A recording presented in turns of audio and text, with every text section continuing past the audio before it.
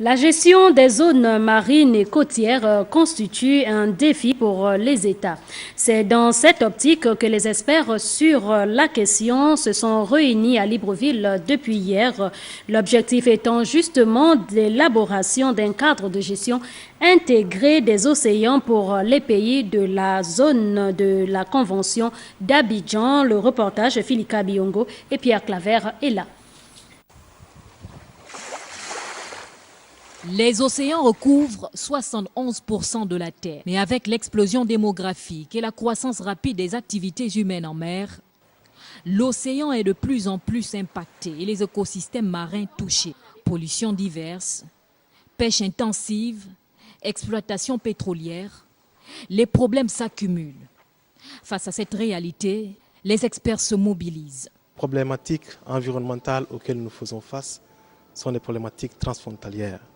Comme on a l'habitude de le dire, les espèces ne connaissent pas de limites, n'ont pas besoin de visa pour quitter le Gabon, aller en Guinée équatoriale ou aller au Congo ou bien au Cameroun.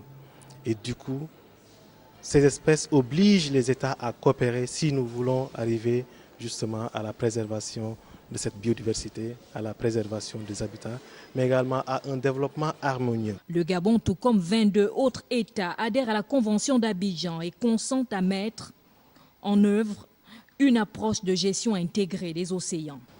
À l'échelon des États parties, les cadres institutionnels s'adaptent à cette nouvelle vision d'un développement durable qui prend en compte les enjeux liés à la préservation de la biodiversité et de la lutte contre la pauvreté à travers une gestion rationnelle des ressources naturelles. C'est dans ce contexte que le Gabon s'est doté d'un Conseil national de la mer qui porte en lui la vision d'un Gabon bleu. Après Dakar au Sénégal en avril 2016, l'atelier régional qui s'ouvre ce jour s'inscrit dans le cadre des activités du projet régional d'amélioration de la gestion des zones marines en Afrique occidentale et centrale.